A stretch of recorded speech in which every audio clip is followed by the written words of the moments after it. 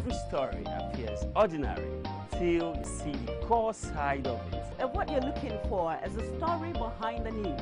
We bring it to you from Lagos, the commercial capital of Nigeria. Giving you all sides and political stories round the clock. Every detail from the start line to the final whistle. Core TV News, expanding your view.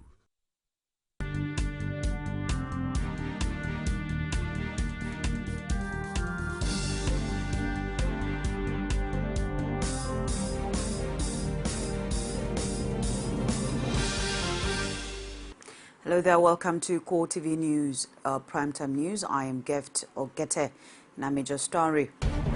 President Muhammadu Buhari confirms plan to reduce the number of ministries as part of cutting measures in government.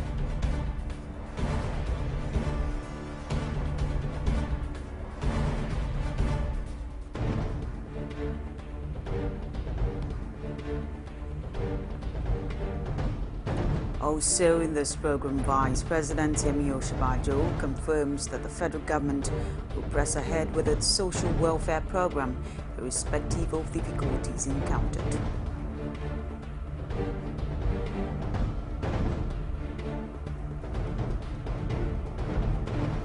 Lagos State Governor Akinwumi Ambode says the state will remain the engine room for Nigeria's growth and development.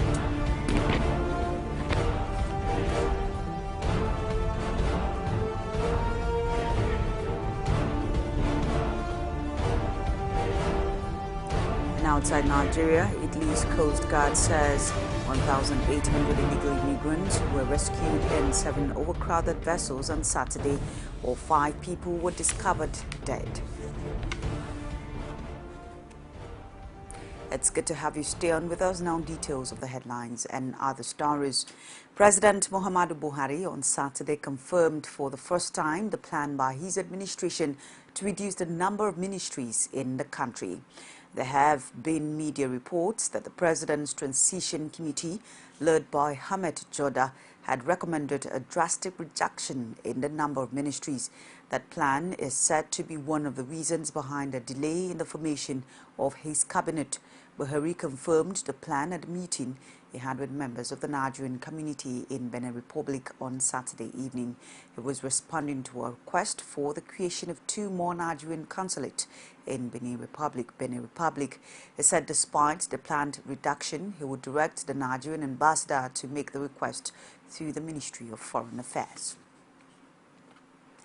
President Muhammadu Buhari on Sunday directed the Auditor General of the Federation to ensure that all outstanding audit queries are conclusively resolved within 30 days. The other was contained in a statement made available to journalists by the Senior Special Assistant to the President on Media and Publicity, Garba Shehu. Shehu said the President had also ordered that henceforth all audit queries must be answered within 24 hours. He said the orders followed the President's displeasure on hearing the audit queries remained unanswered for long periods, sometimes running into years under previous administrations. He said Buhari was irrevocably committed to tackling administrative and bureaucratic corruption head-on. President Muhammadu Buhari has congratulated former Minister of Health and Social Services Julius Adelusi Adeluyi on the occasion of his 75th birthday anniversary. This was contained in a statement signed by his special advisor on media, Femi Adesina.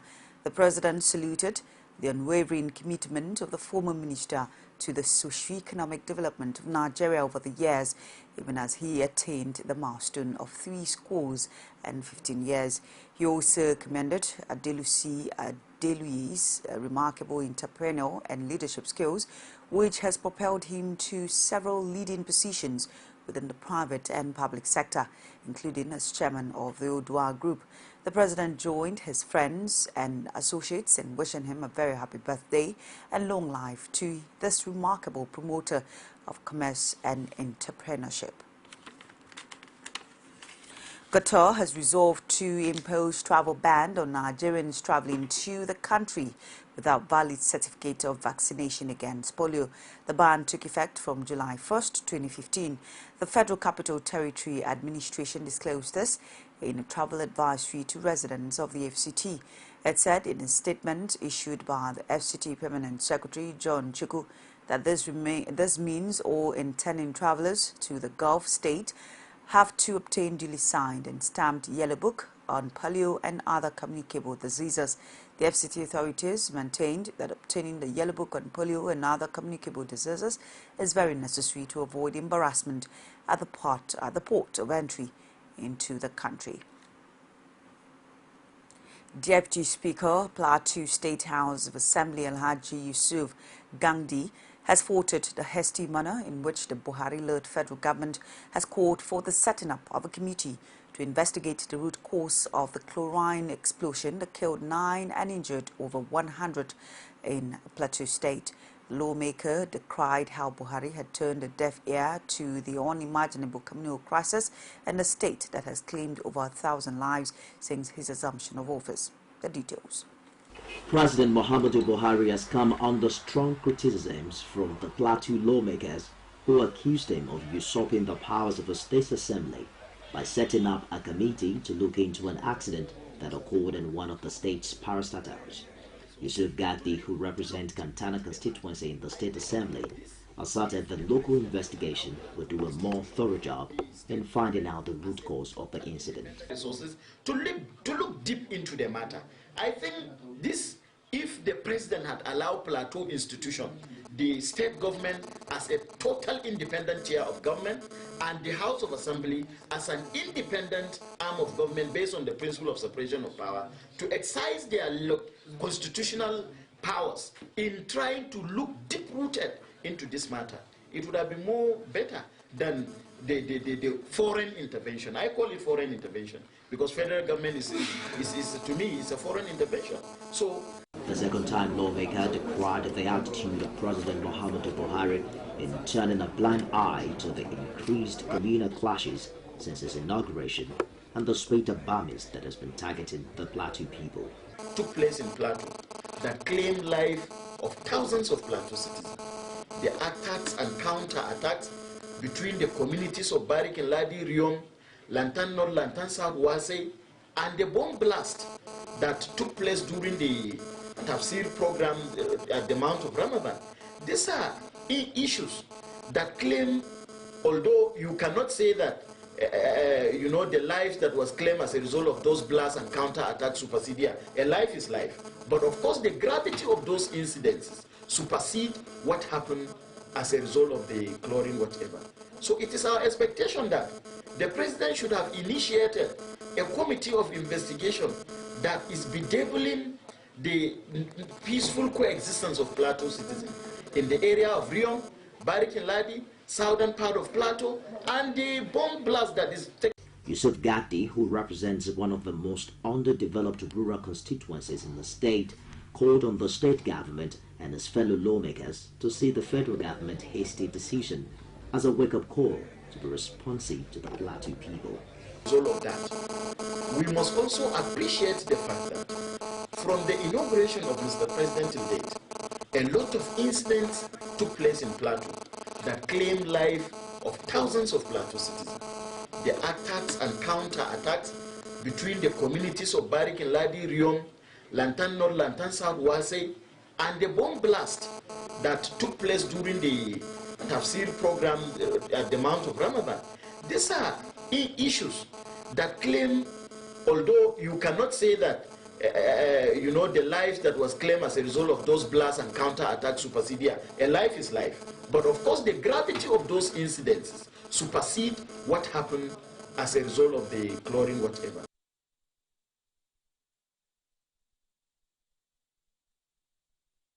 Vice President Yemi Osinbajo says the Buhari administration will proceed with its plan for a conditional cash transfer scheme and other social welfare interventions in order to ensure that no one is left behind.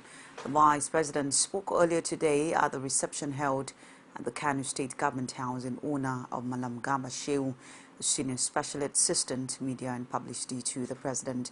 It was the same message of hope that Professor Osinbajo earlier took to the IDP camp school in Mariri, Kano, where he told the children displaced from Borno State not to lose hope, assuring them that the federal government is committed to their future. He was accompanied by the Kano State Governor, Dr. Abdullahi Umar Ganduje, and other officials and dignitaries from the state.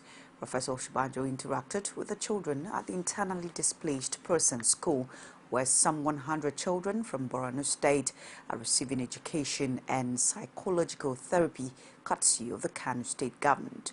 According to him, President Muhammad Buhari's administration was committed to the presidential initiative for the Northeast Pine to take care of all those affected by insurgency in the country. Pan-Yoruba Socio-Cultural Organization Afenifere has voted the claim by Arewa Consultative Forum on the reports of the 2014 National Conference. The group particularly asked the ACF to stop peddling the funny claim of the North being 80% of Nigerian landmass and with a higher population, because the fallacies have been laid to rest.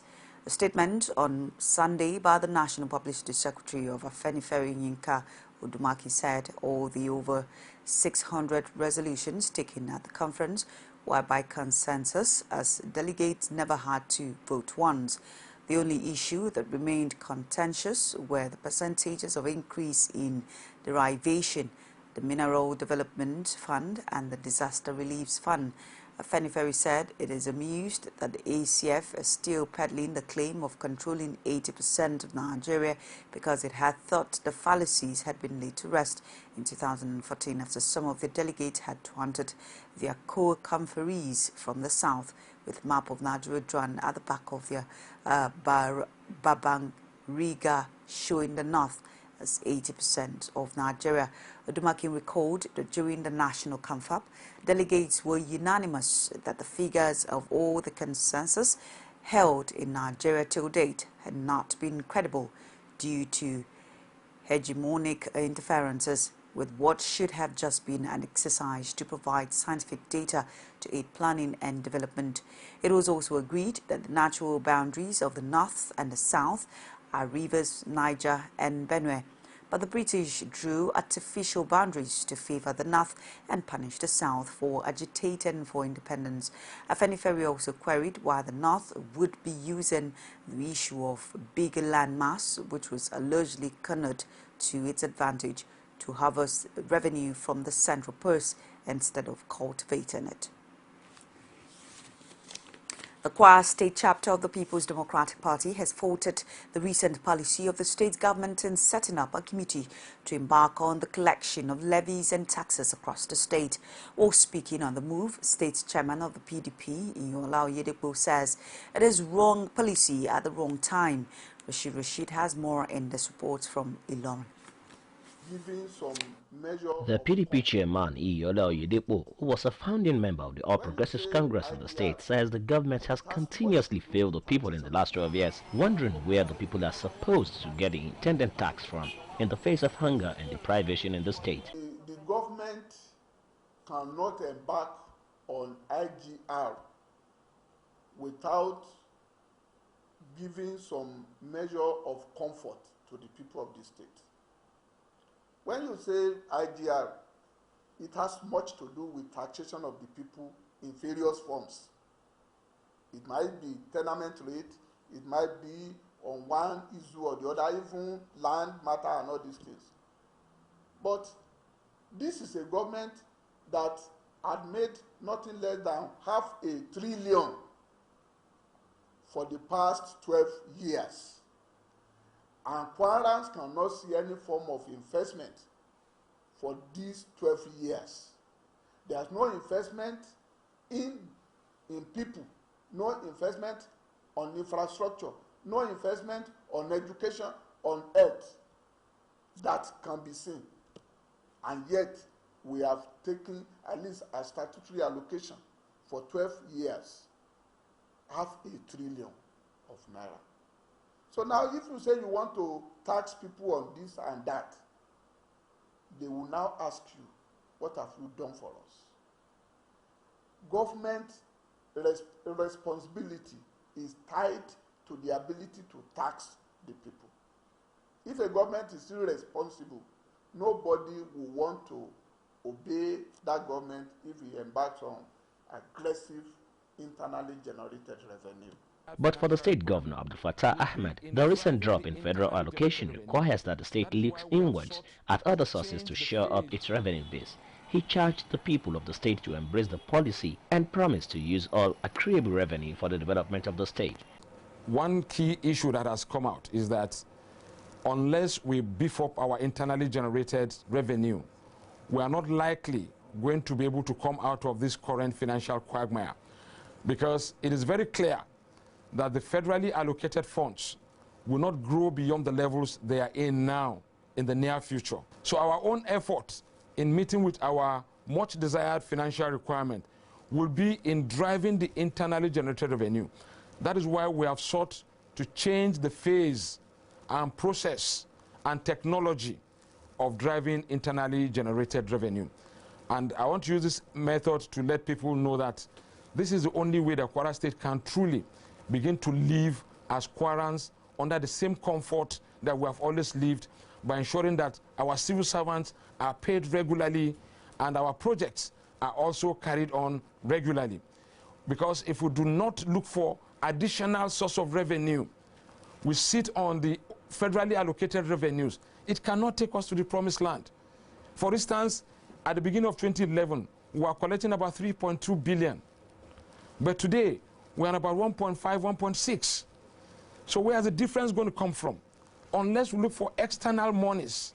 And the only way external monies can come in is only through internally generated revenue. But for the PDP chief, it is all propaganda. He also has this to say on the failure by the state governor to appoint commissioners. See, I don't know why the Governor Fatai Ahmed hasn't appointed his commissioners. He is the second-term governor. I was thinking that he would just hit the ground and run. But there's a limit to what they can do on that. Anything that goes beyond a month or a month and a half before picking a commissioner for an established government of a second term like his own is outrightly illegal. And that is why I've told them that we will soon go to court. In fact, we are going to court in August, this August, to make sure that just one man is not running the government. One man cannot continue to run a government. The Constitution has stipulated the number of people that is to choose. We cannot rely on one man's brain to run the affairs of 2.5 million people of Kwara State. So we are going to court if they tarry, if they delay a little longer. Though the PDP and other stakeholders continue to be strident in their condemnation of some of the actions of the state government, time will tell who the residents of the state will go with, even in the face of an unfavorable economic climate. Rashid, Core TV News, Ilori.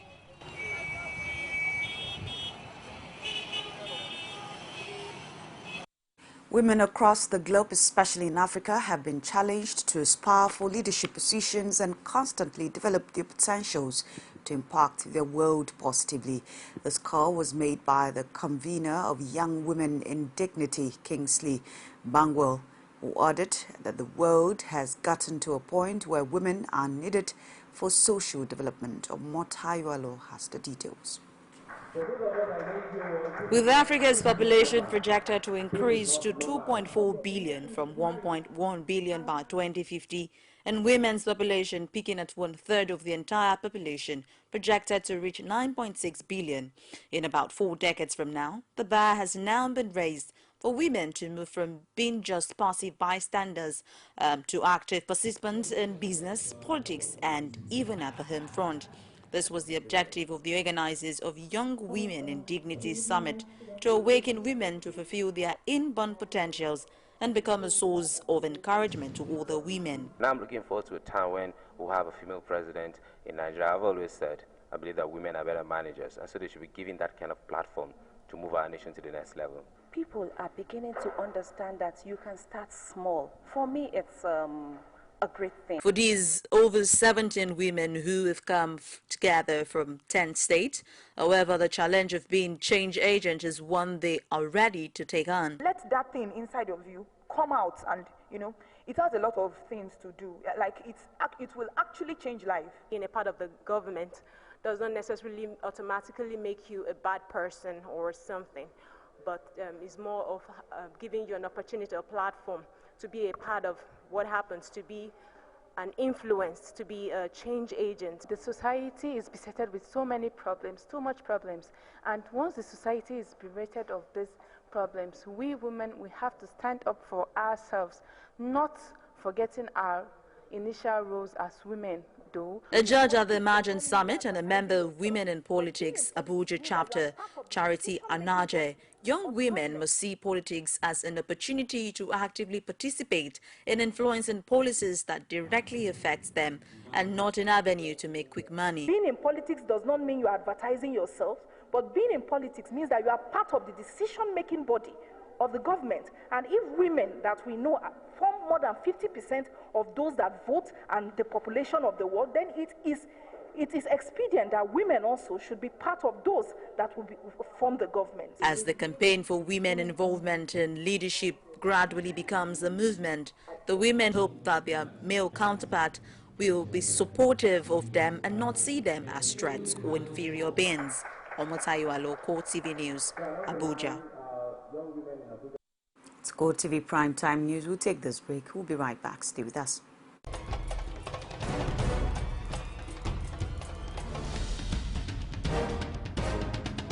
This is what the people are saying. You don't run a big economy with generator. They need to do more in terms of energy and power. Many things to do for this Nigeria about lights, water, and new TT. For Nigerians that are not gullible, we know that good laws have done nothing good for this country. Buhari won the election convincingly. Talk to your husband that you should keep promise about what you said, and because people are watching you, another election is coming. Also, some people will stand for Yoruba land. Will be strong man. You don't die. This nation is moving forward. The best is going to take place. The people giving voice to the voiceless. Welcome back. Thanks for staying on with us. Now a quick reminder of our major stories.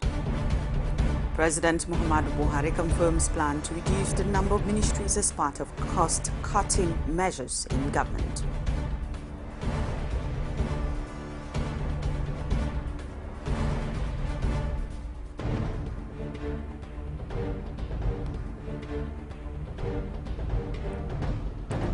Vice President Yemi Osinbajo confirms that the federal government will press ahead with its social welfare program irrespective of difficulties encountered.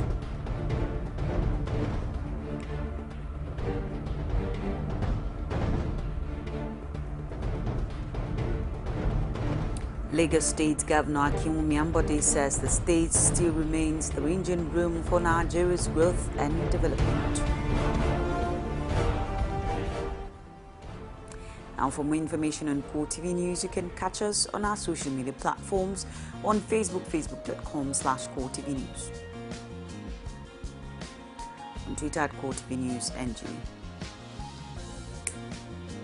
And YouTube at youtube.com/Core TV with a space news.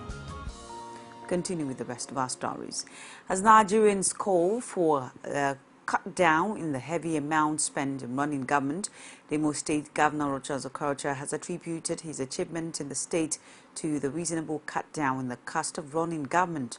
The governor, who disclosed this in an interactive session with the NUJ Correspondents' Chapel members in the state, said the call to cut down cost of running government came from the inception of his administration.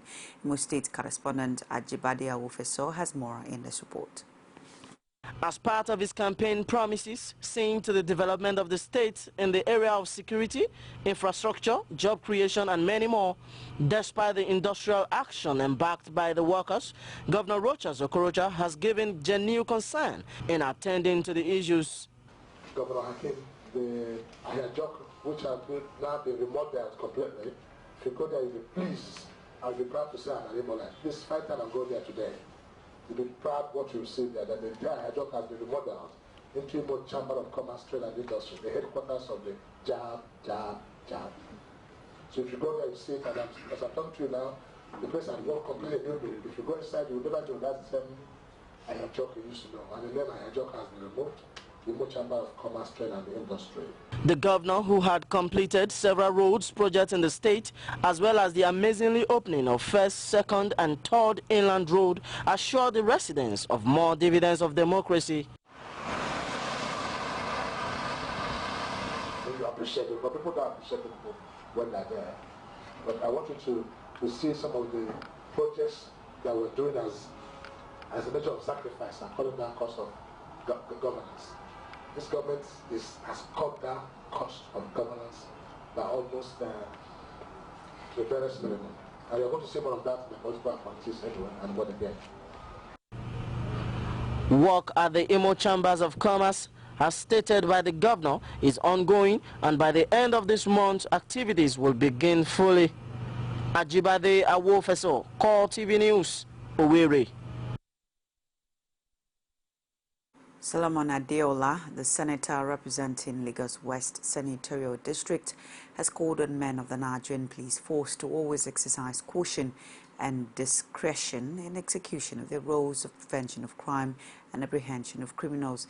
Adeola made this call in a statement signed by his special advisor on media, Kayode Odunaro, in Lagos, while commiserating with the family of Mama Ferami, who lost 3 female children in Inferno, allegedly resulting from an accident during a hot pursuit by police of an LT 27 bus laden with jerry cans of fuel and another parked vehicle at Jakondo State in Okealfa, Isolo.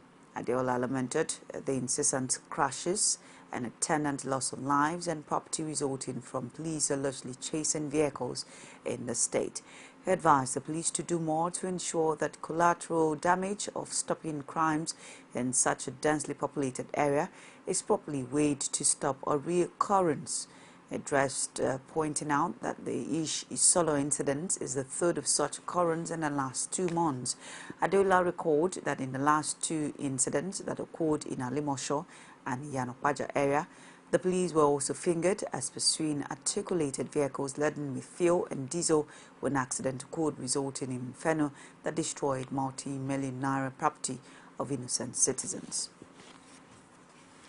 2 communities in Jos Plateau State, Jotes and Gashish in Tudunwada area, have been cut off from the rest of the city as the only access road is now in bad state as a result of rainfall. The link bridge leading to the highway is also not accessible. However, the residents of the area are calling for government's quick intervention to put adequate measures in place to prevent any further disaster. Now that the rains are back, several communities in Plateau State are faced with the problems of flooding and other hazard of a poor drainage system. Plateau State was among one of the worst hit in 2012 as a result of flooding which swept through many cities in Nigeria. Residents of Plateau State are living in perpetual fear over a repeat of 2012 events. They are calling for intervention and a quick fix solution to the damaged roads. Speaking with some residents of the area, they decried government abandonment and called on spirited individuals to come to the raid. This place has been here more than 10 years, as my mother has said, and this is a community effort that as you can see. And anytime that this rain is here, we can spend more than 5 to 4 hours before the rain got off, then we cross. So we are appealing to the new coming government, if they can do something about it, it will be appreciated. How long has it been like this? So good 1 hour 30 minutes. Wow.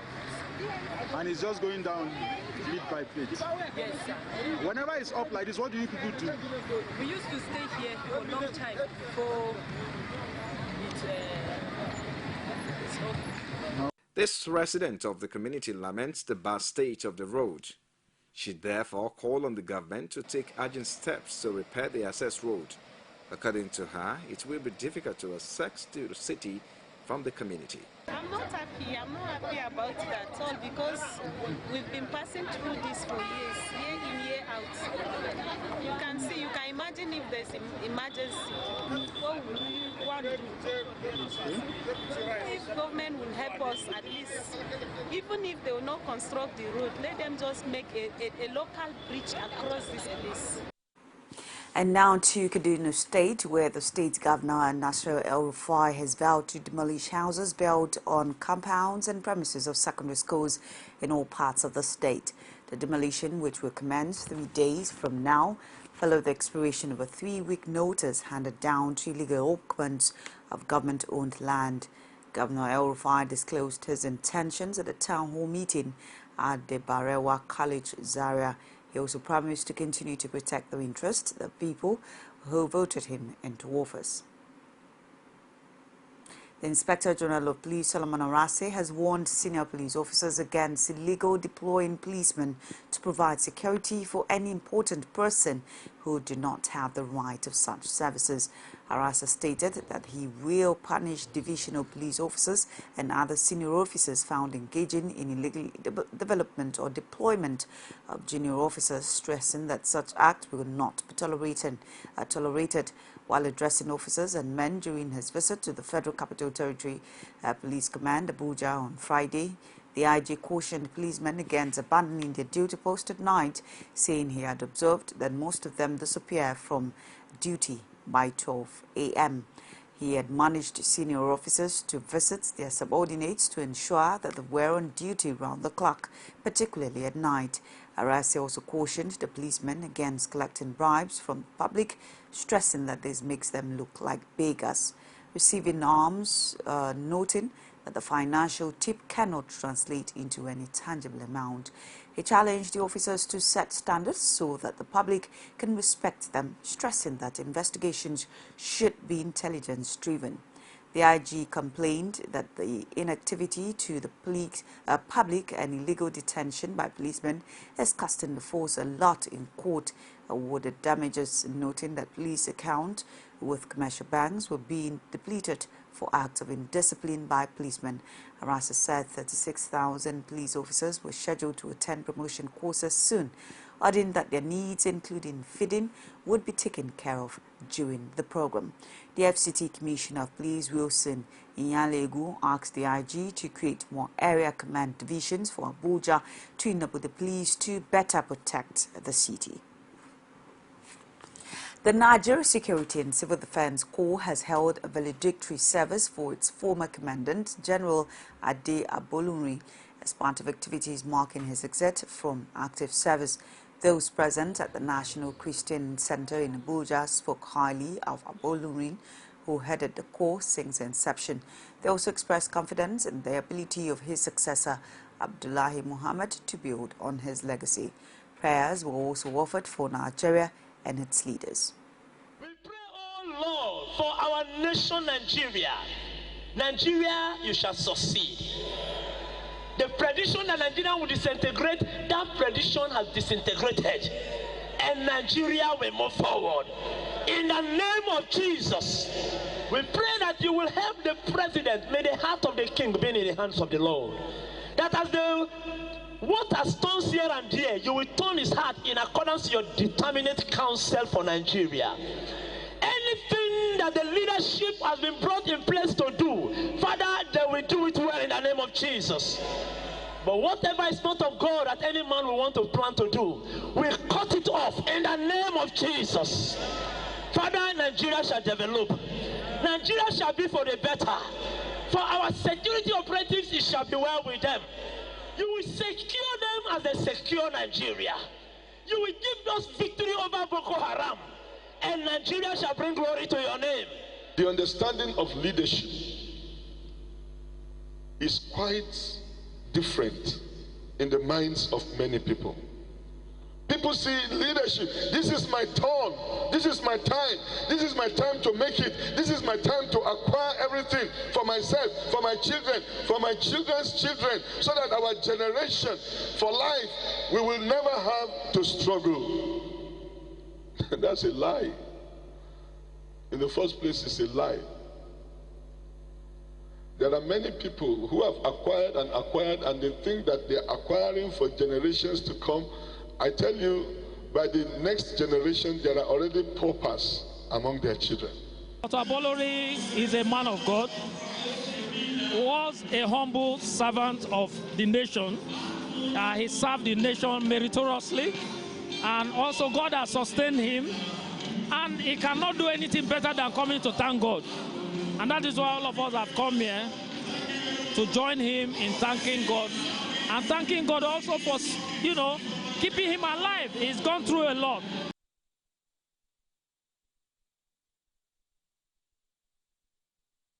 You're watching Core TV Prime Time News. We'll take another break. Please stay with us.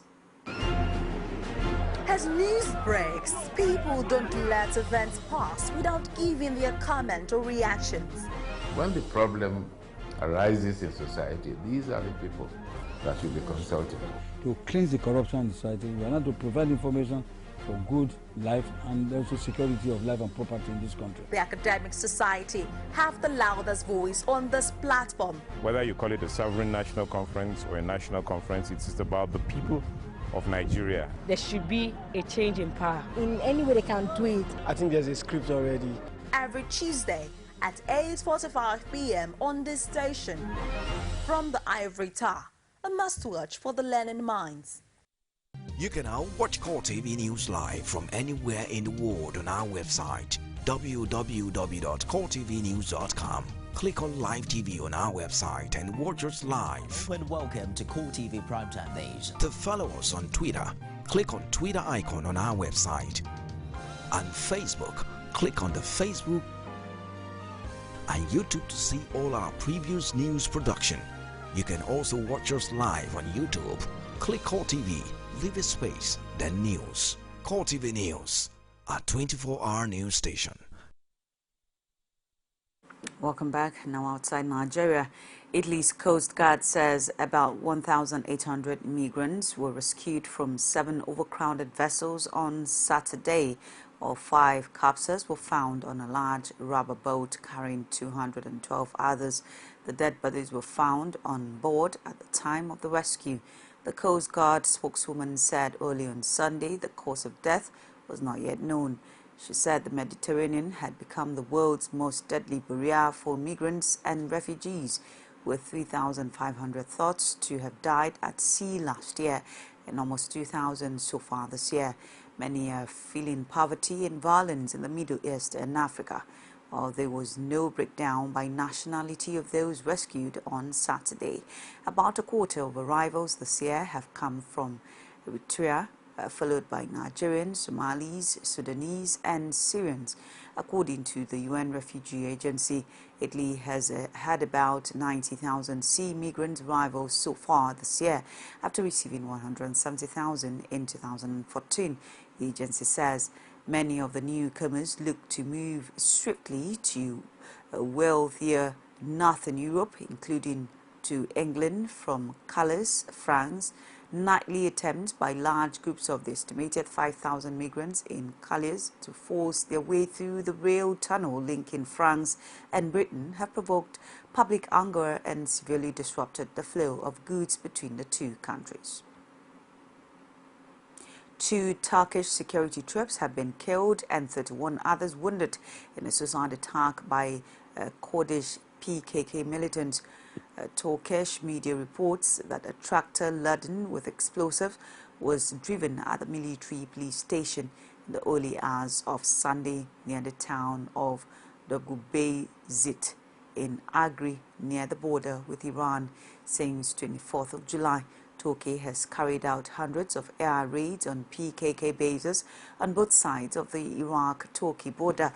The Turkish state news agency Anadolu said that the tractor was carrying 2 tons of explosives that were detonated by a suicide bomber. Turkey's army said in a statement that long-range guns were also found. 4 of the injured were in a serious condition. Images in the Turkish press showed a badly damaged building with the roof destroyed. The regional governor did not say how the PKK had been identified as the group behind the blast. The PKK had not commented. It will be the first time the PKK was accused of deploying a suicide bomber during recent clashes. Turkey says the group was behind a number of attacks in the last 2 weeks. Turkey's official news agency says about 260 Kurdish fighters have been killed in strikes in northern Iraq and Turkey since 24th of July. It has also targeted positions held by the Islamic State group. At least 6 people were killed and several wounded in further Turkish air strikes on Saturday, said local officials in eastern Turkey. Turkey considers both the PKK and ISIS terrorist organizations. The PKK has been fighting Turkey for an autonomous homeland for the Kurds. A second piece of suspected plane debris has washed offshore on the Indian Ocean island of Reunion after wing parts suspected to come from the missing flight MH370 was found on Wednesday. The object, believed to be the door of an aircraft, was discovered just south of the city of St. Denis. It is said to have writings on it and possibly some illustrations. The Malaysia Airlines flight from Kuala Lumpur to Beijing disappeared last March with 239 people on board. Malaysia's Transport Ministry says it now wants to expand the search for more debris around Reunion. An Australian-led search efforts for the plane has so far focused on a vast area of the southern Indian Ocean, about 4,000 kilometers, 2,500 miles to the east of Reunion. No physical trace of the aircraft has been found. However, Malaysia's Transport Minister has confirmed that the object found on a beach at St. Andre on Wednesday is a wing flap from a Boeing 777, the same type of aircraft as the one that vanished. The piece has gone to France, where investigators in the city of Toulouse will seek to establish it if it came from MH370. They will begin their work this Wednesday. The center in Toulouse was also involved in analyzing debris from the Air France flight AF447, which crashed on the way to Paris from Brazil in 2009, killing 228 people on board. New York police have confirmed 13 people injured when gunmen opened fire outside a house party in New York City, Brooklyn, on Sunday.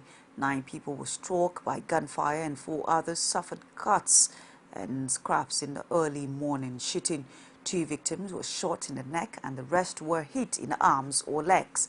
All of the gunshot victims, which included both men and women ranging in age from 19 to 38 years old, were transported to local hospital and are expected to survive, the NYPD said. Police have not captured any of the suspects and it is not immediately clear what prompted the shooting. And now business news.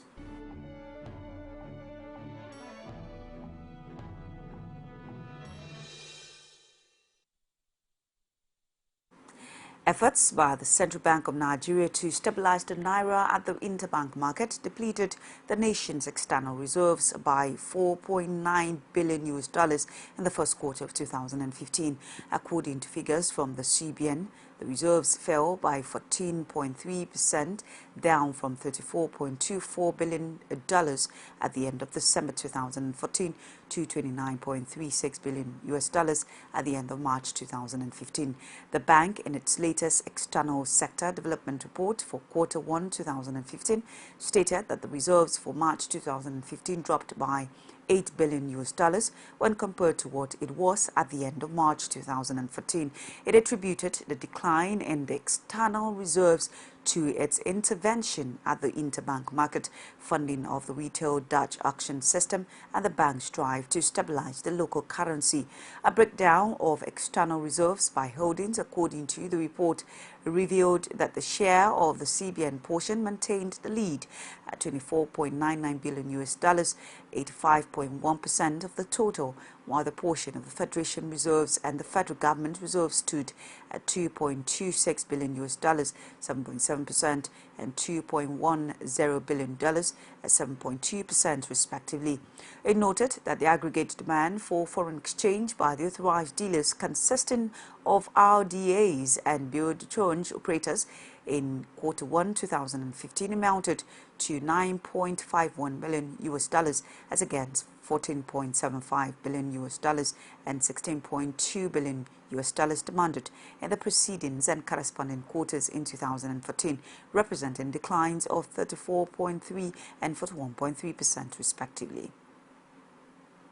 Greece may seek €24 billion in a first tranche of bailout aid from international lenders in August to pop up its bank and repay debts falling due at the ECB.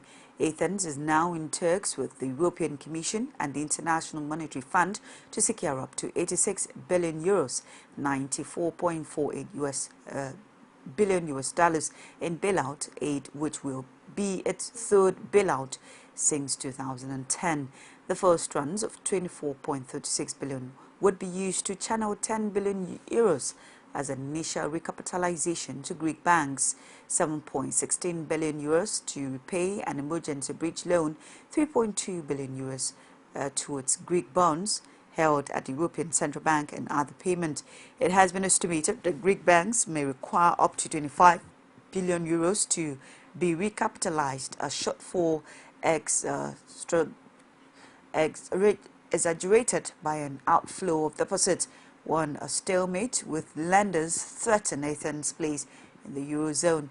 The flow of money leaving the country culminated in authorities imposing capital controls on June 29 to prevent a financial meltdown. In exchange for funding, Greece has accepted reforms, including making significant pension adjustments, increasing value-added taxes, overhauling its collective bargaining system, and measures to liberalize its economy and limit public spending. And on sports tonight.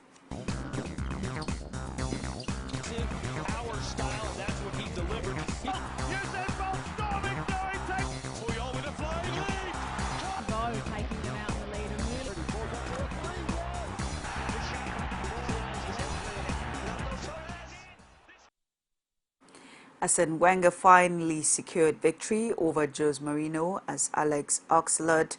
A first-half goal was enough to give Arsenal a 1-0 win against Chelsea in the FA Community Shield at Wembley. The veteran French coach had not beaten his rival in 13 previous attempts, which the Portuguese suggested should be an ongoing cause for concern. However, that unwanted statistics was put to bed following a confident display from the FA Cup winners, who may well prove to be serious challenges to Chelsea's hope of retaining the Premier League title. Goalkeeper Peter Cech lined up against his old club following a £10 million summer move across London, while Theo Walcott, who has just signed a lucrative new deal, led the Arsenal attack. Chelsea started with Radamel Falcao on the bench. The Colombian loaned from Monaco after an indifferent season, and Manchester United, league champions, were lively early on, but on 22 minutes, Mesut Ozil whipped in a free kick from the left, which Walcott flicked back, but the ball dropped straight into the hands of Blues goalkeeper Thibaut Courtois. 2 minutes later, Oxlade had fired the Gunners ahead. Ozil played the ball across the Walcott in space, who in turn fed Oxlade on the overlap down the right. The midfielder strode into the Chelsea penalty area before cutting back inside Caesar and drilling a left foot shot into the far corner. It was Arsenal's first goal against Chelsea since January 2013.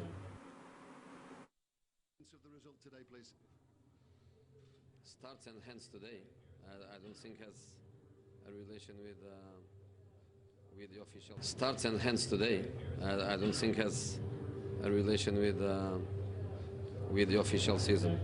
But today is a trophy, a little one, but a trophy. and is more important than the summer tournaments. But people likes to talk about consequences of. I don't think the only consequence is you take the cup or you don't take the cup. Yes, obviously yes, especially when almost every team, and not just the title contenders, almost every team is investing massively, and we have the same, basically the same team that we had last season.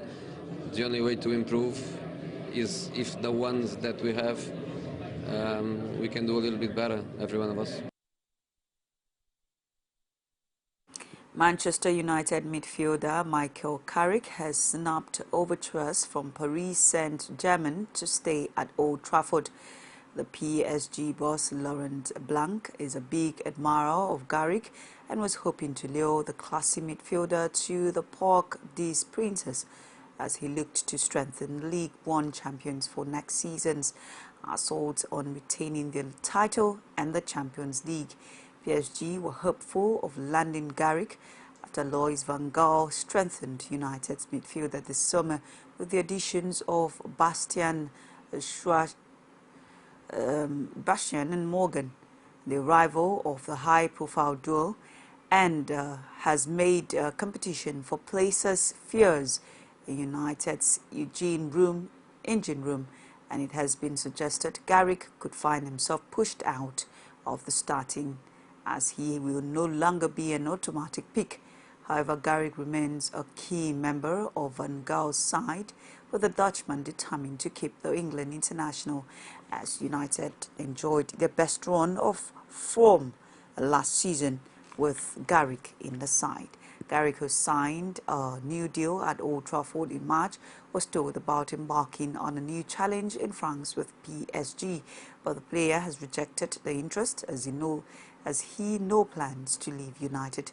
The 33-year-old joined United from the Tottenham in 2006, and next year we'll see him reach the milestone of 10 years at Old Trafford. And that concludes our news, Core TV Primetime News. On behalf of the entire production crew, I am Gift. I'll get wishing you a good night rest.